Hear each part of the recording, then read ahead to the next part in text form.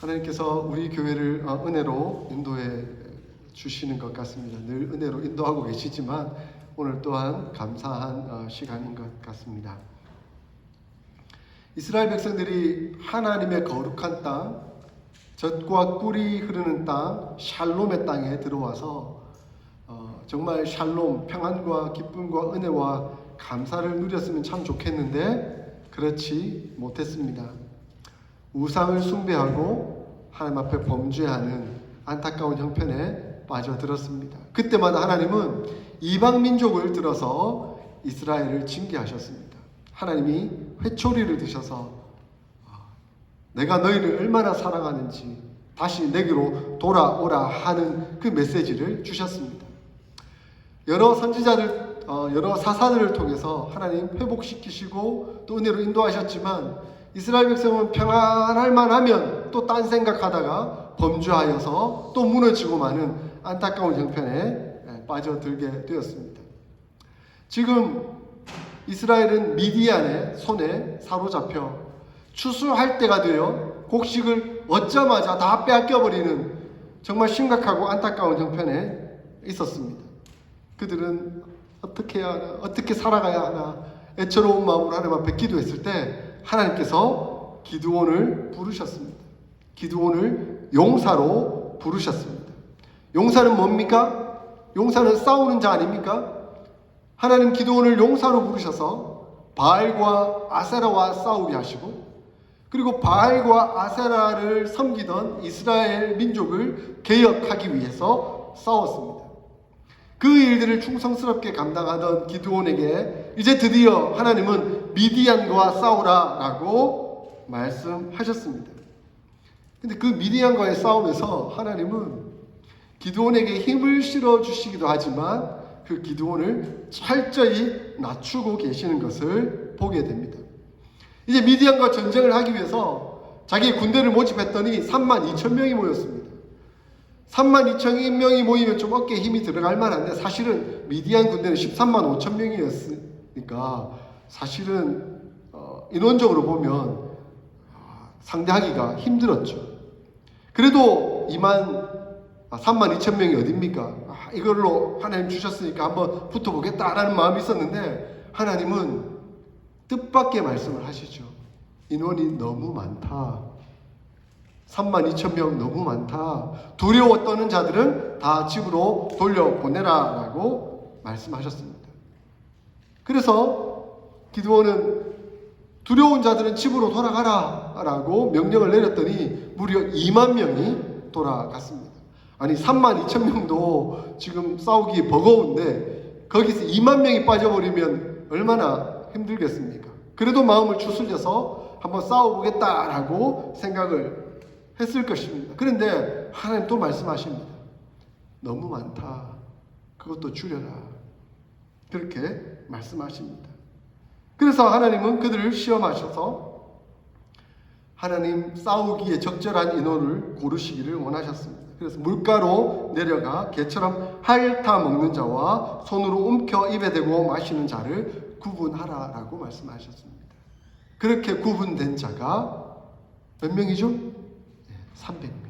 300명이 남게 되었습니다. 기드온의 300용사이죠. 32,000명에서 300명이 남으면 그야말로 1%밖에 남지 않은 상황이었습니다. 그런데 하나님은 그 1%를 데리고 싸우기를 원하셨습니다. 왜? 왜 하나님이 1%만을 남기셨을까요? 인원이 많고 또 자기 힘을 의지할 만하면 거기서 전쟁에 승리하게 되면 누가 이겼다라고 할까요? 인간의 이 죄악성, 타락한 본성이 있어요. 그게 뭐냐면 잘 되면 내 탓이고 안 되면 누구 탓이에요? 남 탓인 거죠.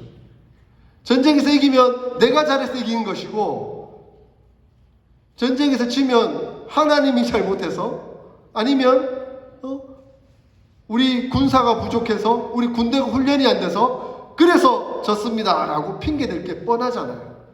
그래서 하나님은 다 보내라.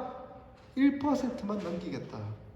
인간의 힘으로서는 인간의 방법으로서는 어떠한 전술과 전략을 써서라도 이거는 수적으로 봤을 때 도무지 이길 수 없는 그 형편에 딱 왔을 때 하나님 비로소 전쟁하도록 하시는 것이죠. 그러면 결코 자랑할 바가 없습니다. 내 힘으로 한 것이 없으니 오직 하나님께만 영광을 돌려드릴 수밖에 없도록 하나님 주관하시고 역사하셨던 것이죠. 그렇게 기드온은 그의 부하와 함께 적진에 들어가 보았습니다. 그랬더니 그 보초병들끼리 자기 꿈을 이야기하는 거예요. 한 보리떡 덩어리가 굴러 들어와 미디안 진영을 다 무너뜨리는 그 꿈을 이야기하고 있는 거예요. 아니 적군의 병사들, 보초병들이 자기들끼리 얘기하는데 지금 이런 상황이 벌어진다고? 하나님이 함께 하시구나. 하나님께서 역사하고 계시는구나. 적군의 병사들조차도 하나님께서 벌써 주관하시고 역사하고 계시는구나 하는 것을 기드온은 확신할 수가 있었습니다.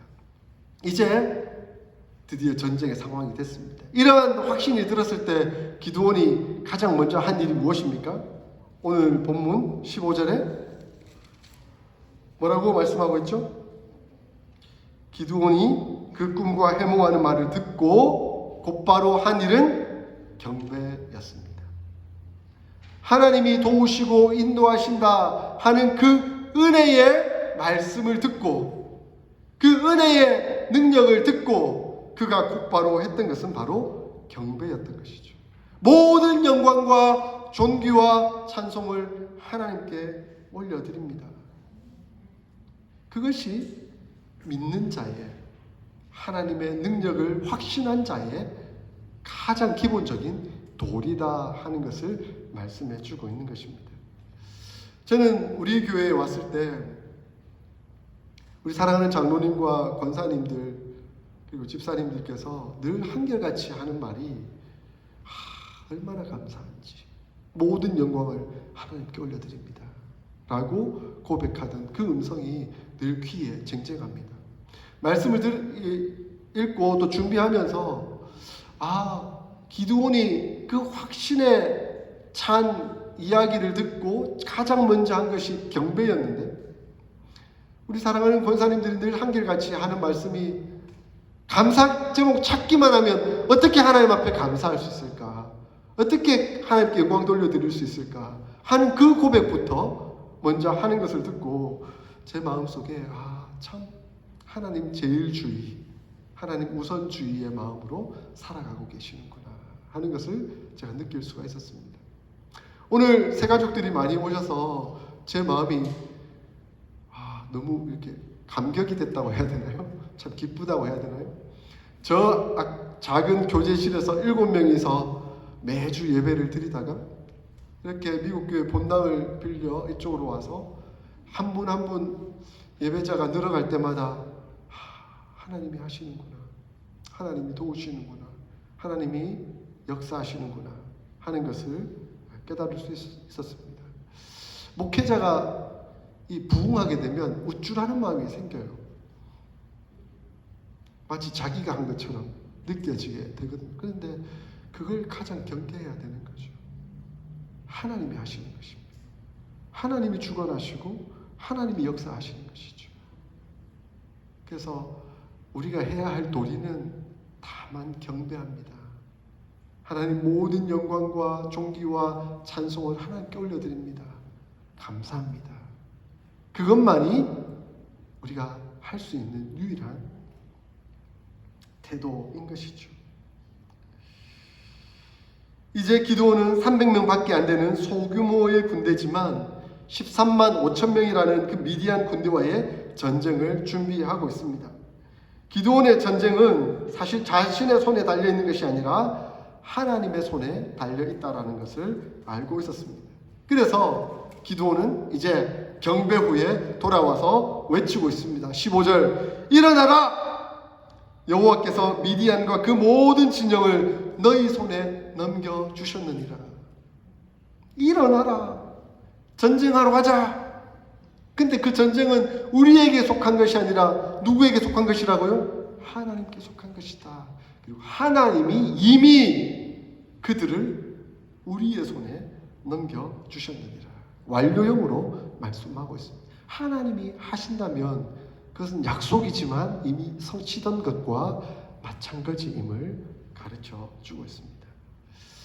포도즙 틀에서 내가 추수한 것 빼앗기지 않으려고 그 몰래 숨어서 이렇게 타작하던 기드온이 이제는 하나님의 용사로 부름을 받아서 이스라엘 백성들을 군대로 이끌고 있었습니다.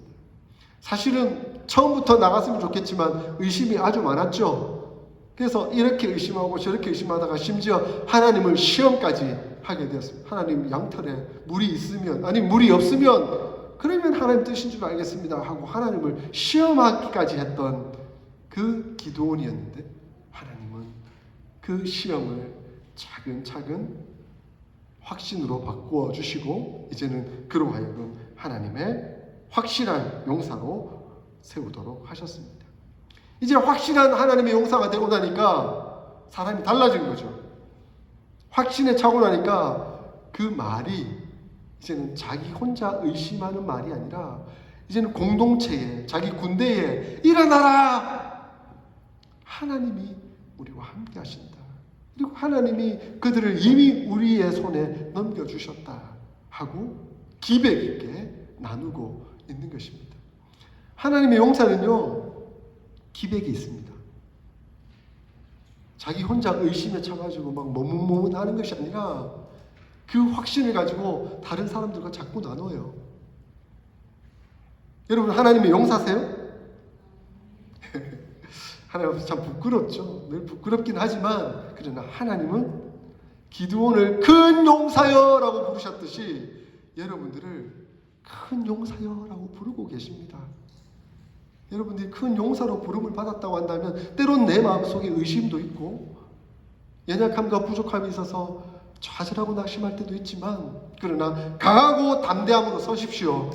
그리고 공동체에 나누십시오. 하나님이 함께 하십니다.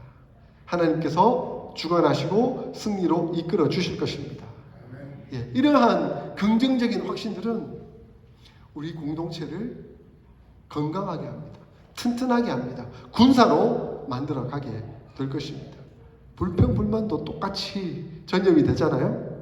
불평불만으로 전염이 되면 안 되고 확신과 능력으로 전염이 되어야 합니다. 하나님께서 우리 교회를 그렇게 사용하실 것입니다. 기드온은 300명을 세 부대로 나누었습니다. 그리고 각 손에 나팔과 빈 항아리를 들게 하고 그 항아리 안에 횃불을 감추게 하였습니다. 아마 기드온의 전략은 이거 맞붙어서 싸워서는 이게 도무지 승리할 수가 없으니까 300명으로 어떻게 13만 5천 명을 이길 수가 있겠습니까? 이건 방법이 안 되니까 그나마 하나님께 기도하며 지혜를 구해서 그 부대에 두렵고 떨리는 공포의 전략을 쓰려고 했던 것 같습니다. 기습 공격함으로.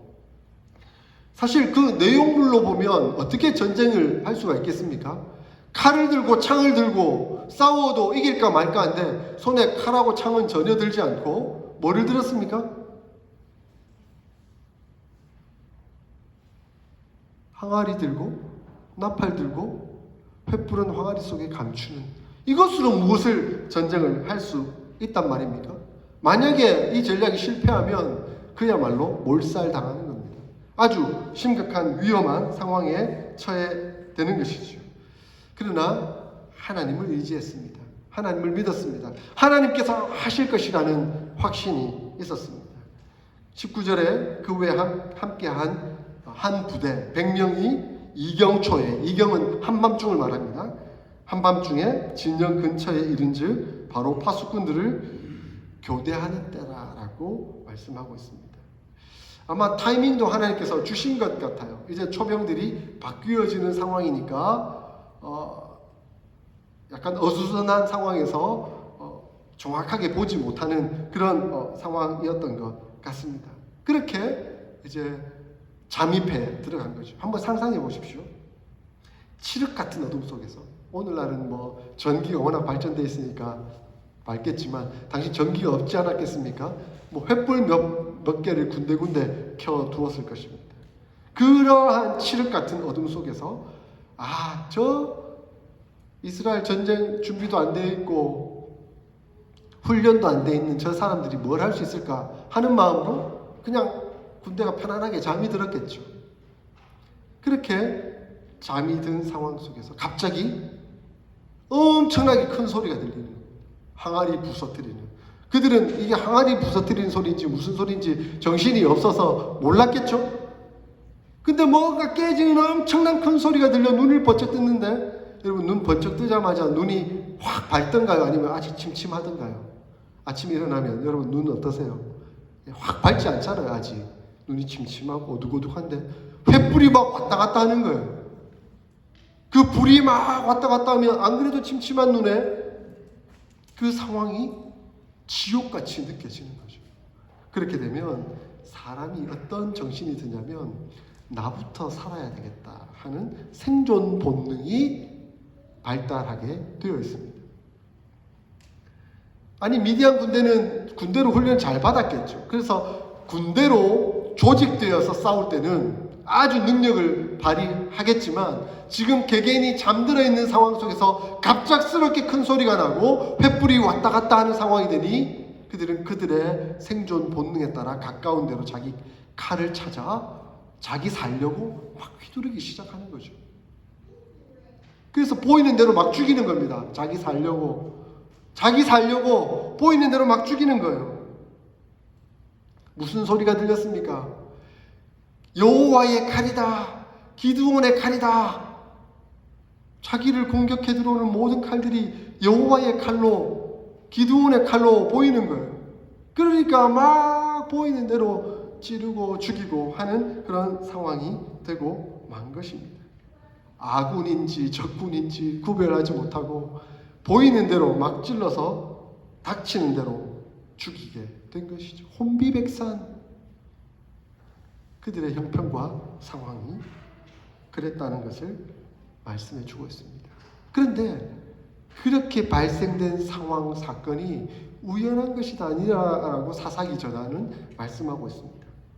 사사기 저자는 여기에는 분명한 의도가 있었다라고 말씀합니다. 오늘 본문 22절 같이 한번 볼까요? 22절 7장 22절 같이 한번 읽어보겠습니다. 시작. 300명이 나팔을 불 때에 여호와께서 그 온 진영에서 친구끼리 칼로 치게 하심으로 적군이 도망하여. 여기까지만 읽겠습니다. 사사기 저자는 친구끼리 칼을 휘두르게 된 그 상황 누가 만드셨다고요? 여호와께서 하심으로 라고 말씀하고 있습니다. 이 상황이 우연히 된 것이 아닙니다. 하나님이 하신 일이십니다. 하나님께서 이스라엘을 구원하기 위해서 하나님께서 기드온에게 약속하셨던 것처럼 승리를 주시기 위해서 여호와께서 친구끼리 치게 하심으로 라고 말씀하고 있습니다. 믿음의 눈은 이걸 볼 줄 알아야 됩니다. 여기서 만약에 자기 힘으로 이겼다면 기드온이 어깨에 힘이 들어갔겠죠. 이스라엘 백성들은 어깨에 힘이 들어갔겠죠. 우리는 300명밖에 안 됐는데 13만 5천 명을 이겼다! 교만하게 됐겠죠. 그러나 아닙니다. 누가 하셨다고요? 여호와께서 하심으로.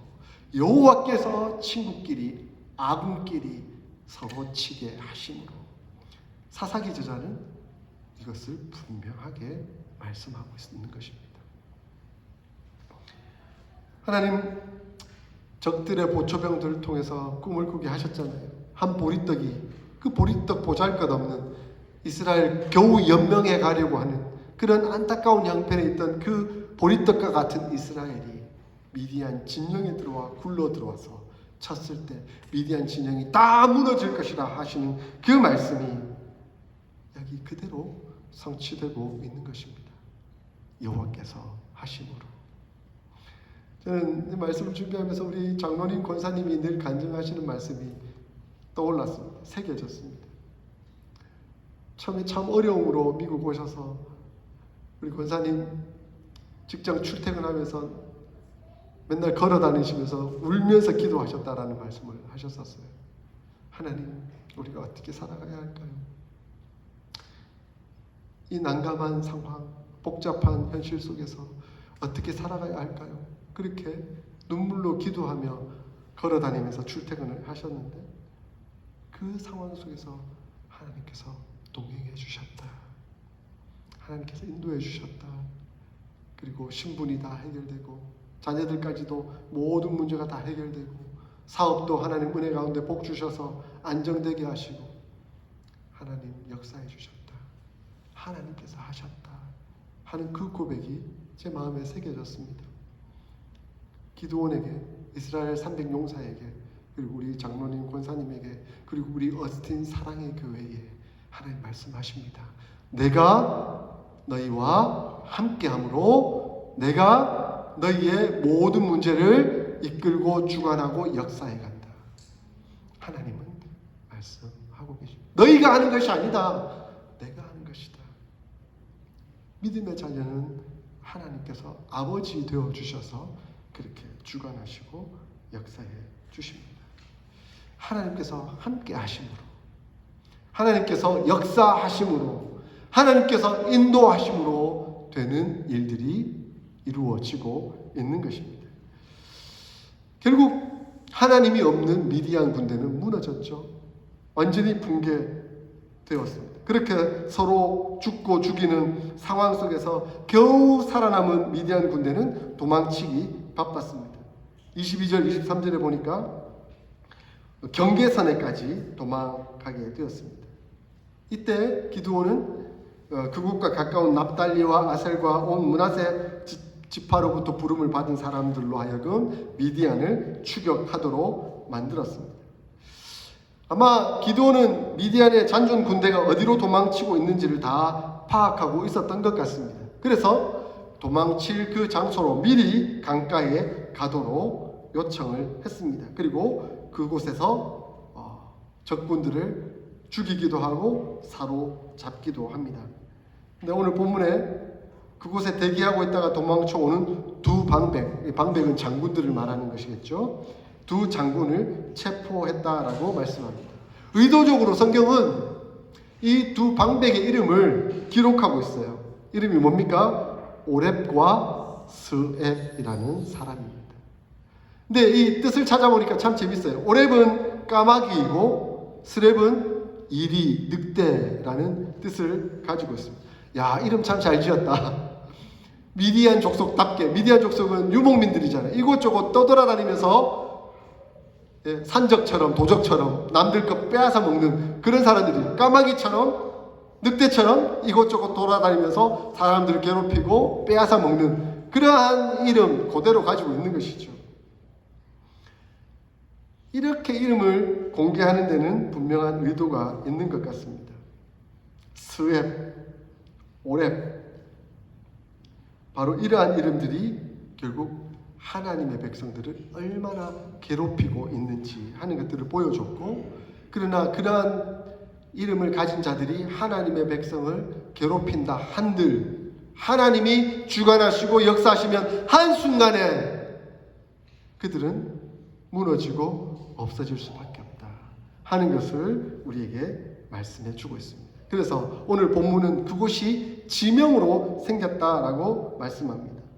오렙 바위와 스앱 포도주 틀이라 하는 이름이 그대로 붙어지게 되었다라고 말씀하고 있습니다. 그래서 이사야서 10장 26절에 보니까 만군의 여호와께서 채찍을 들어 그를 치시되 오렙 바위에서 미디안을 쳐 죽이신 것 같이 하실 것이다 라고 말씀하고 있습니다. 이미 이 바위는 지명이 정해져서 오렙 바위라는 지명, 그리고 스앱 포도주 틀이라는 그런 이름을 가지게 된 것입니다. 세상은 이 까마귀와 같이 늑대와 같이 우리를 삼키려고 다니고 있습니다. 우리는 이것에 주의해야 합니다. 제가 서울에서 사역을 할 때 월요일 아침이 되면 이제 월요일은 이제 사역자들의 휴일이니까 새벽 기도를 마치자마자 도시락 하나 싸들고 물병 하나 싸들고 한 주는 북한산으로, 한 주는 도봉산으로 이렇게 좀 등산을 다녔었어요. 운동도 할 겸. 근데 한 번은 이제 도봉산으로 갔는데 아침 일찍 간 거잖아요. 사람이 아무도 없어요. 근데 거기 큰 바위가 하나 있었거든요, 중간에. 그래서 이제 딱 누워가지고 하늘을 바라보면서 상쾌하다, 좋다 하는데 저 위에 보니까 시커먼 새 하나가 빙빙빙 돌고 있더라고요. 저 새는 꽤 크다 이렇게 생각하는데 그래서 기분 상쾌하다, 좋다 하면서 눈을 딱 감고 있는데 갑자기 제 앞으로 씩 하면서 바람이 지나가서 눈을 탁 떠보니까 그 시커먼 새가 제 위 거의 가까이 와가지고 확 지나가더라고요. 아마 제가 살았나 죽었나 본 것 같아요. 그래서 아마 이렇게 지나가도 전혀 안 움직이면 와가지고 쪼아 먹으려고 그랬던 것 같아요. 제가 깜짝 놀라가지고 벌떡 일어나가지고 이제 꼭대기 올라갈 것도 없다, 지금 바로 집으로 가야겠다 해가지고 무서워서 곧바로 내려 지하철 타고 집으로 돌아온 기억이 있습니다. 그것을 보면서 까마귀가, 늑대가 우리를 삼키려고 휘젓고 다니고 있다. 베드로전서 5장 8절에 근신하라, 깨어라, 너희 대적 마귀가 우는 사자같이 두루 삼킬 자를 찾는다라고 말씀하고 있습니다. 까마귀같이, 늑대같이, 우는 사자같이 우리를 삼킬 자가 우리의 마음을 내려놓는 순간 그렇게 휩쓸어 가려고 하고 있다라고 말씀하고 있습니다. 뉴스를 보는데 필리핀에서 한 평범한 무역을 하는 사람이 도박에 빠졌다가 그 도박에 돈에 눈이 멀어 3명을 살인했다는 뉴스를 제가 보게 되었습니다. 정신 안 차리면 평범하게 무역을 하던 한 사업가가 어느 순간 도박에 빠져서 돈에 눈이 어두워 사람을 죽이는 일까지 나아가게 된다는 것을 사회는 보여주고 있죠. 미국 사회는 더 무서운 것 같아요. 미국 사회는 어느 순간 마약이 틈타 들어와서 너무 쉽게, 그래서 펜타닐이라는 2,000원도 안 되는 그 마약에 중독되고 나면 그것 없으면 못 살게 되는 거죠. 그래서 그 마약을 구하기 위해서 끊임없이 돌아다니게 되는, 까마귀같이, 늑대같이, 우는 사자같이 우리를 삼키려고 하는. 그럼 우리가 어떻게 해야 되겠습니까?